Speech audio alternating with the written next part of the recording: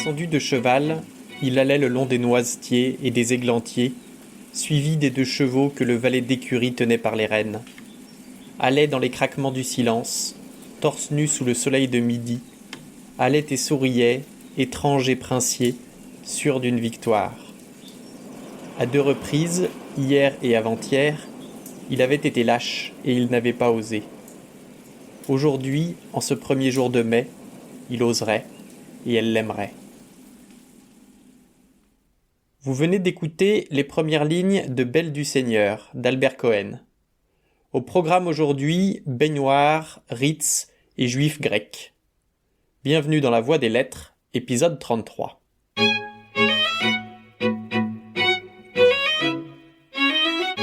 Nous terminons l'année 2021 avec l'œuvre gagnante du jeu des 3000 écoutes, Belle du Seigneur d'Albert Cohen. C'est un joli pavé de plus de 1000 pages, 3e tome de la tétralogie Solal et les Solal. Solal est né dans une famille juive originaire de Céphalonie, une île grecque. Il la quitte dans son jeune âge pour Marseille, puis Paris, où il obtient la nationalité française.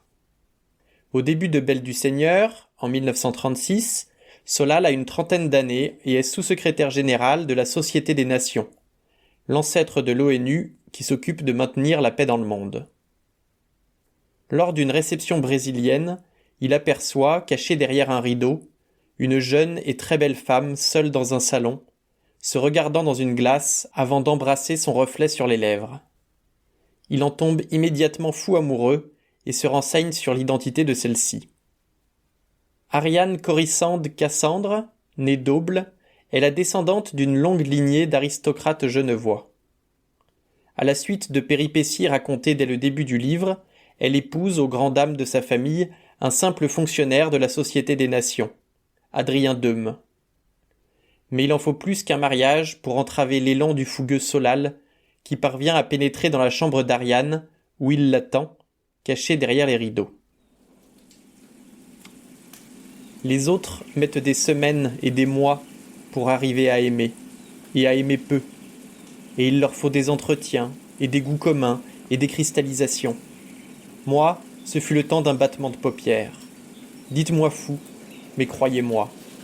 Un battement de ses paupières, et elle me regarda sans me voir, et ce fut la gloire et le printemps, et le soleil, et la mer tiède, et sa transparence près du rivage, et ma jeunesse revenue.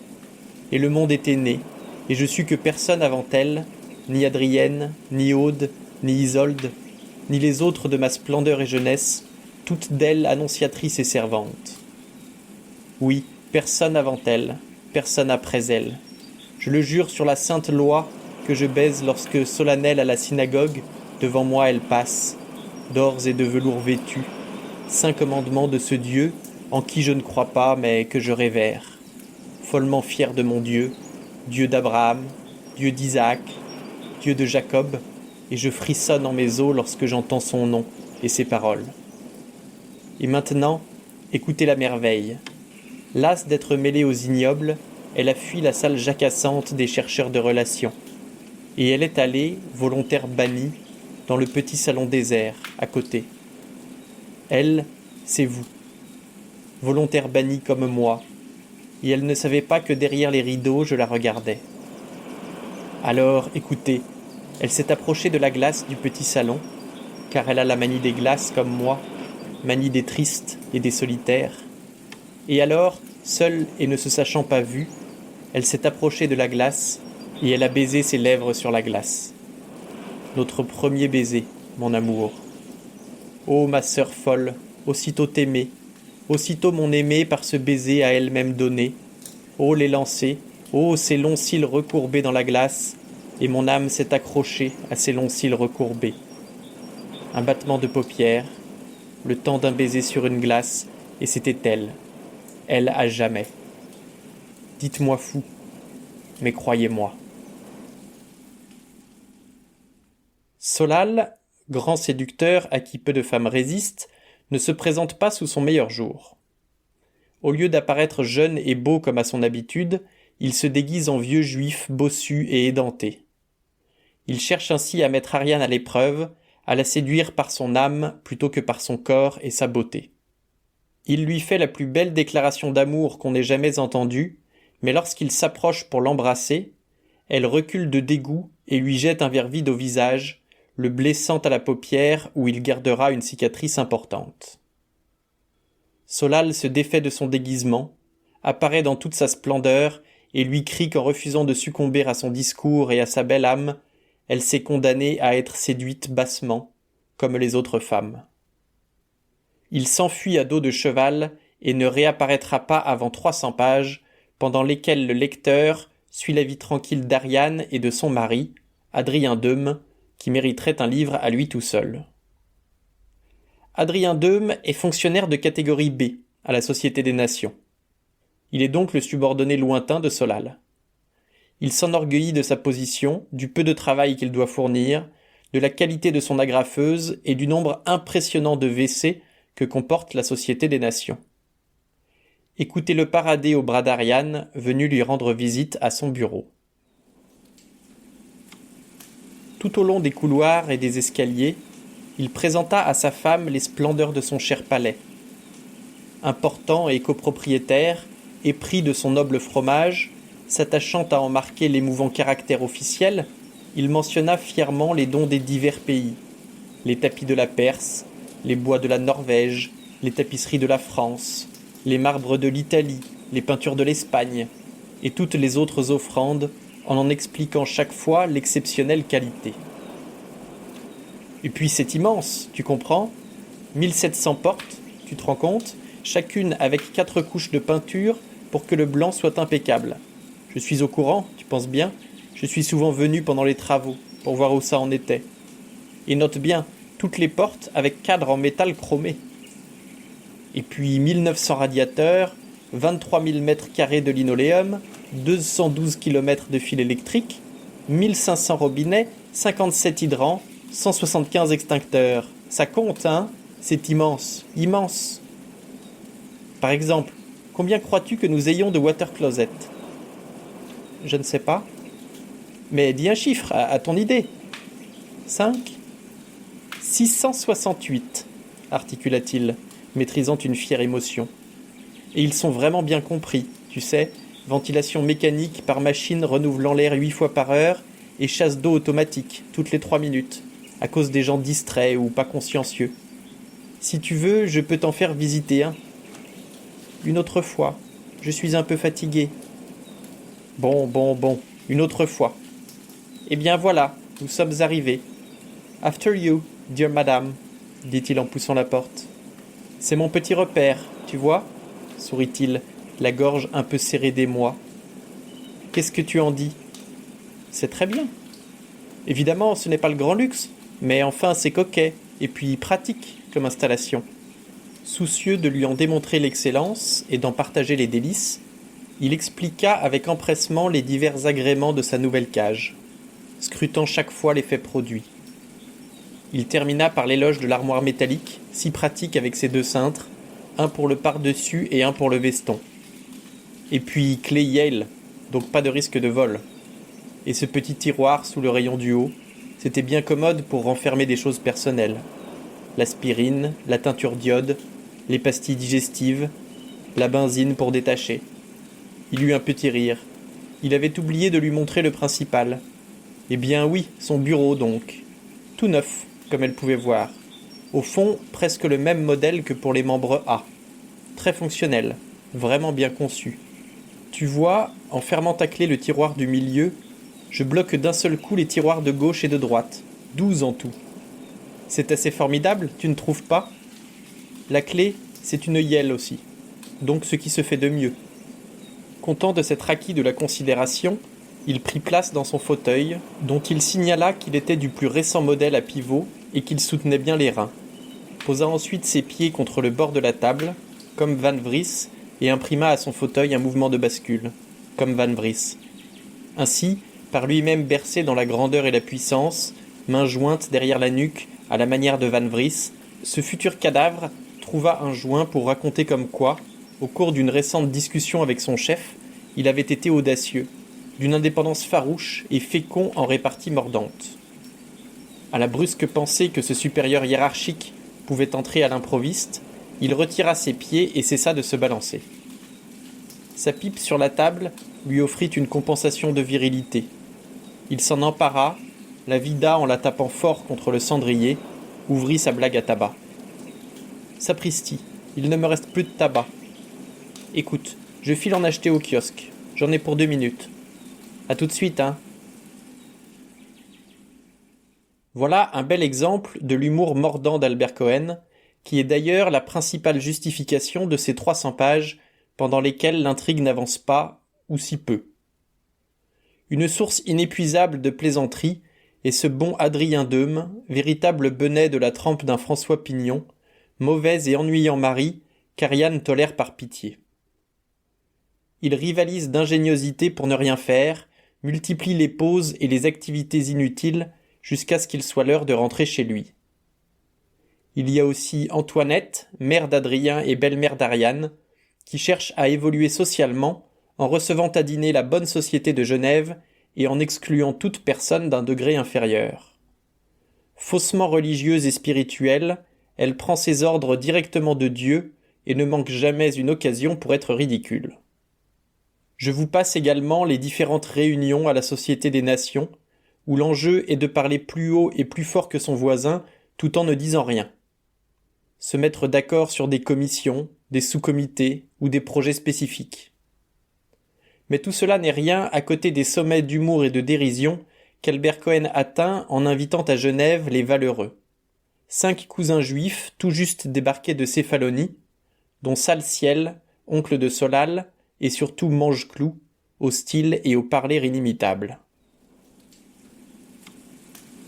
Honteux de n'avoir pas encore dit ses prières du matin, l'oncle Salciel se lava en hâte les mains, chanta les 3 louanges, puis se couvrit la tête du châle rituel et entonna les versets prescrits du psaume 34. Il se disposait à mettre les phylactères lorsque la porte s'ouvrit avec violence et livra passage à Mangeclou, glissant sur ses crampons à glace. « Compère et cousin, dit-il, me voici en ta chère présence, afin d'émettre en confidence des paroles de bon sens à toi seul destinées. Je commence donc, fidèle ami, compagnon de mes vicissitudes, jusque à quand durera ce supplice ?» « Quel supplice ?» demanda calmement Salciel, tout en pliant son châle de prière. « Prête l'oreille à ma langue, et tu sauras. Or donc, venu de Londres par voie céleste, nous abordâmes en cette Genève à la frêle aurore du 31e jour de mai. Et c'est aujourd'hui mardi, 5e de juin. Est-ce exact ? Pas d'avis contraire, adopté. Nous sommes donc à Genève depuis 5 jours, et je n'ai point encore vu ton seigneur neveu. Toi, tu l'as vu en grand égoïsme, tous les jours, sans me révéler le secret de vos entretiens, y trouvant sans doute quelque plaisir de supériorité facile. Tu t'es borné à venir mystérieusement cette nuit me réveiller, interrompant ainsi mon sommeil innocent, pour m'informer sataniquement que tu venais de passer des heures délicieuses en compagnie dudit Seigneur, et m'annoncer ensuite en quelques mots, dont la brièveté ulcéra mon âme, qu'il viendrait nous rendre visite ce matin, à 10 heures en cette auberge, mot dont l'étymologie est allemande. Sans rancune, pratiquant le pardon des offenses, étranglant en mon âme le lion de l'indignation, ainsi que la hyène de l'envie, je me contentais de sourire d'un cœur pur, tout à la joie désintéressée de voir enfin ton neveu, qui, après tout, m'est aussi lié par le sang. Je l'ai donc attendu, en grande impatience du cœur, depuis le lever du soleil. Pourquoi lever du soleil, puisqu'il a dit à 10 heures ? Par tempérament passionné. Et maintenant, il est 10h30, et pas le moindre petit ongle de neveu. Ainsi, les jours passent, mélancoliques et improductifs. Cette situation ne peut durer, et je me morfonds dans la stérilité. Tout cela a beau être mordant, ça ne fait pas avancer le schmilblick. Albert Cohen le dit d'ailleurs lui-même, il aime ressasser, travaille en continuels ajouts, et son roman n'est donc pas pour les lecteurs pressés. Pendant ces 300 pages, où l'intrigue semble être au point mort, Solal manœuvre discrètement pour amener une rencontre avec la belle Ariane. Il promeut d'abord Adrien Deume membre A, ce qui donne à celui-ci l'occasion d'inviter son chef à dîner, en présence de sa femme et de ses parents. Retenu ailleurs ce soir-là, Solal invite Adrien et Ariane, quelques semaines plus tard, pour se faire pardonner, à venir dîner chez lui, au Ritz. Il a entre-temps organisé un voyage diplomatique pour Adrien, qui doit partir à minuit, juste après le dîner du Ritz. Mais les époux se disputent juste avant de partir, Adrien est contraint d'y aller seul. Le romancier nous plonge alors dans les pensées d'Ariane, qui rêvasse dans son bain. Après qu'on a refermé la cache, on s'est disputé. J'ai donné à Eliane un coup de poing, et puis on s'est réconciliés. On s'est embrassés, et on a profité du sang qui a coulé de son nez pour écrire un document tragique, après le naufrage du 3 mâts, le requin. On a ramassé le sang de son nez dans une cuillère. Après, on a trempé une plume dedans. On a écrit à tour de rôle. Moi j'ai écrit que j'ouvrirais le trésor de l'île déserte le jour de mon mariage. Et alors je remettrai l'alliance à mon cher mari. Et puis on a mis des résolutions, écrites à l'envers, pour le secret des résolutions, de s'élever spirituellement. C'était un mot qu'on savait bien, parce que tante Léry le disait souvent. Et après, on a rouvert la cache pour enterrer le document tragique. Oh, je m'ennuie. En Arabie, il y avait, c'est vrai, un gros, mais gros éléphant. Et puis il y avait, c'est vrai, une petite, mais petite, toute petite fourmi. Alors Nastrine, la fourmi, a dit « Bonjour, bon gros éléphant ». Et l'éléphant, petite queue, grandes oreilles, Guillaume, je crois, il s'appelait, et l'éléphant a dit « Oh, petite, toute petite fatiguée, monte sur mon dos, ça ne me fatiguera pas du tout, je t'assure, et je te porterai jusqu'à ta maison. » Et Nastrine a dit « Oh, bon gros éléphant, oh merci, alors tu es bien gentil, tu sais. » Et puis la fourmi a dit « Oh, je ne sais pas ce qu'elle a dit, à bas les juifs peut-être. Oh, le fouet qui cingle et les reins qui se creusent, la tête qui rentre dans les épaules, les ongles dans les paumes, et le sang qui goûte lourdement, la haine qui se mange elle-même, et qui est peut-être amour, le pied qui manque, et la grande chute sans fin, assez, je ne sais pas. Ce que je dis, le bain maintenant. Et puis, il y a les nu-têtes, avec ma robe blanche.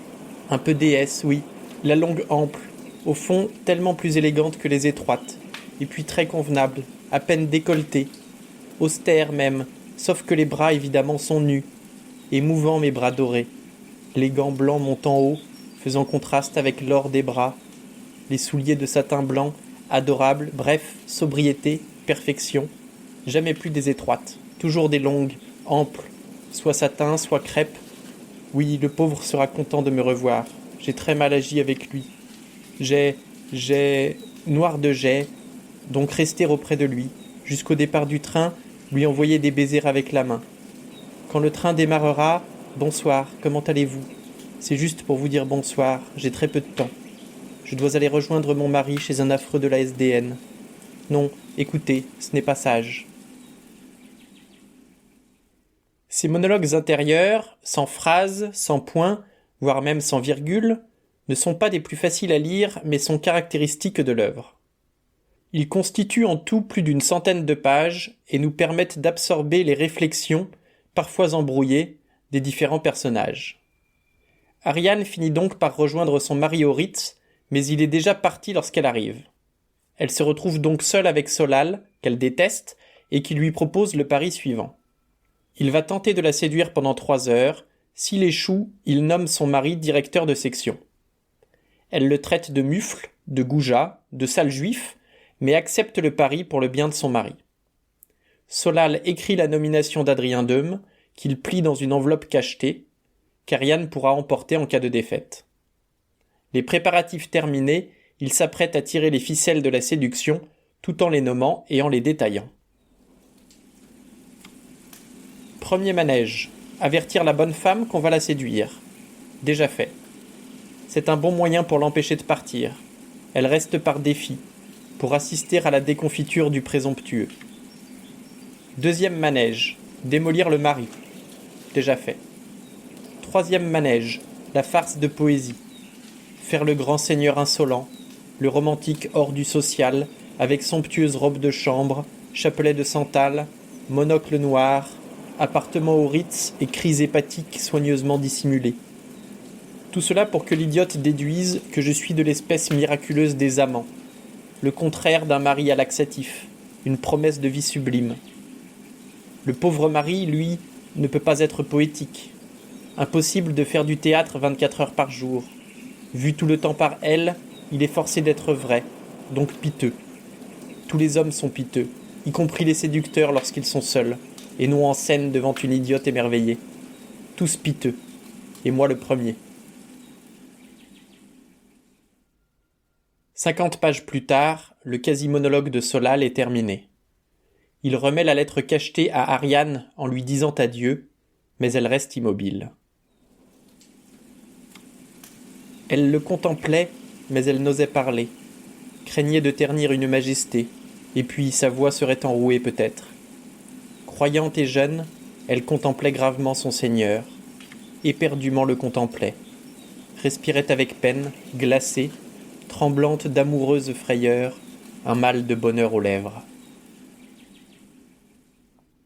Ainsi commence l'histoire d'amour de Solal XIV des Solal et d'Ariane Corisande Cassandre Deum, née d'Auble. Je ne vous dirai pas où et comment ils s'aimeront, ce que deviendront les anciennes maîtresses de Solal, ni s'ils sauront se cacher indéfiniment du mari et de la société. Vous trouverez dans le livre toutes ces réponses, ainsi que de nombreux épisodes que je n'ai pas évoqués. J'ai volontairement occulté le contexte politique de l'œuvre.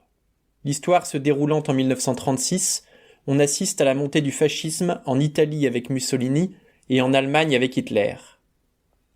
Bien que certains de ces passages soient très marquants, ce n'est clairement pas le propos principal du roman.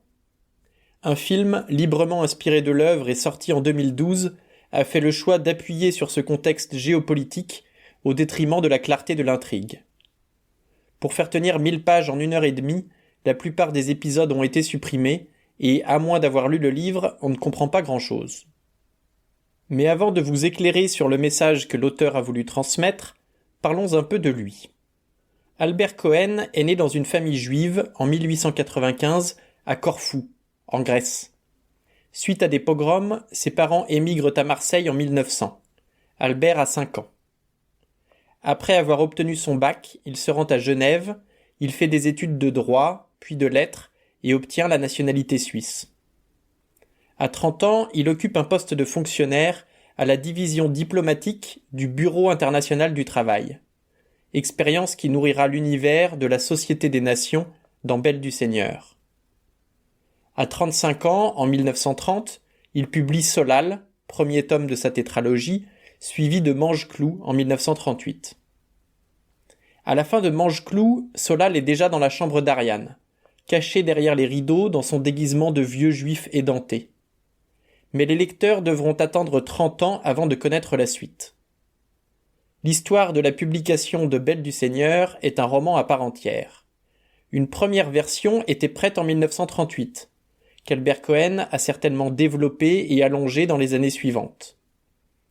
En 1940, il échappe à l'occupation allemande et rejoint Londres, en laissant derrière lui, en Suisse, les cartons contenant ses manuscrits. Il s'engage politiquement et écrira d'autres œuvres, ce qui retarde la publication de Belle du Seigneur à 1968. Face aux protestations ouvrières et étudiantes en mai 68, la parution de ce livre, qui parle de la Société des Nations et des milieux bourgeois et aristocratiques pendant l'entre-deux-guerres, paraît très anachronique. Le roman reçoit pourtant un très bon accueil ainsi que le Grand Prix de l'Académie française.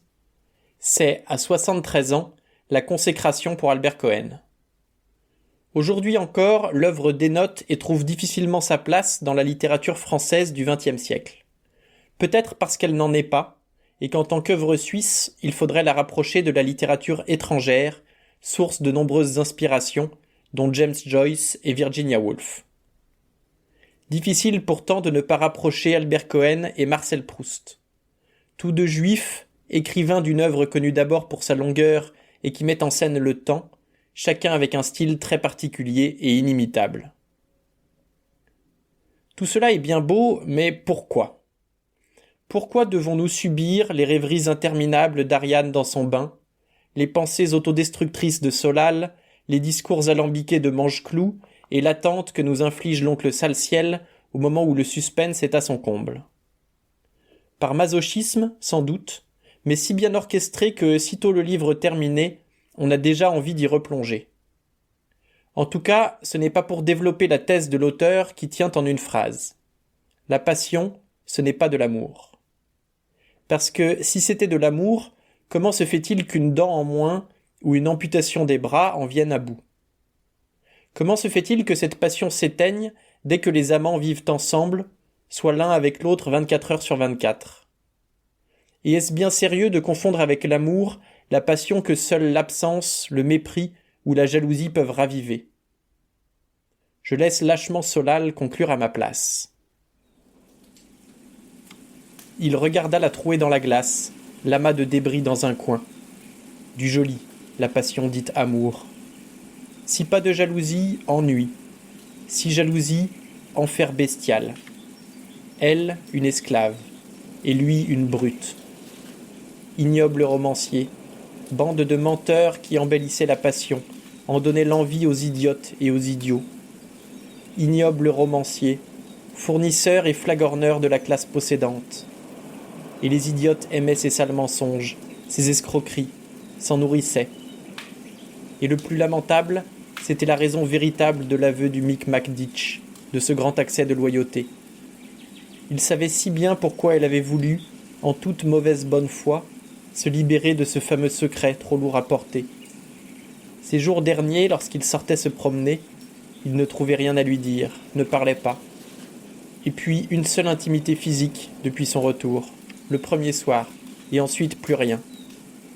Et puis hier soir, à Haguet, il l'avait quitté de trop bonne heure.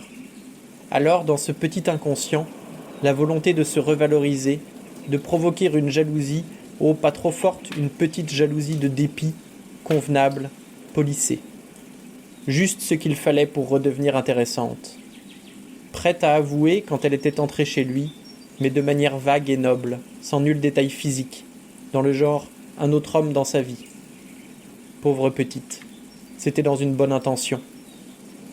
2 coups à la porte, mignon, poli. Elle entra.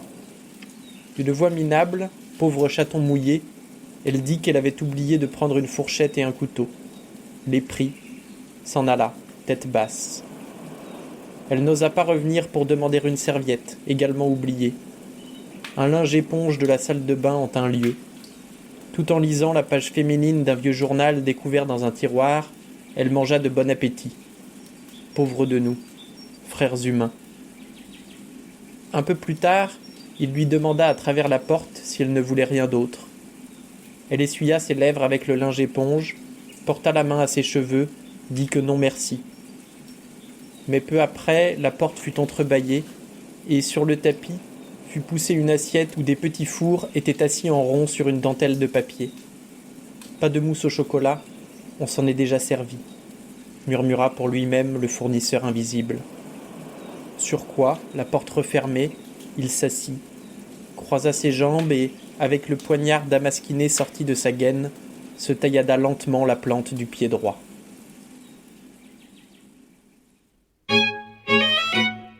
C'est tout pour aujourd'hui, merci d'avoir écouté jusqu'à la fin. Si cela vous a plu, je vous invite à partager autour de vous, à me suivre sur les internets, et je vous donne rendez-vous dans 2 semaines pour un nouvel épisode de La Voix des Lettres.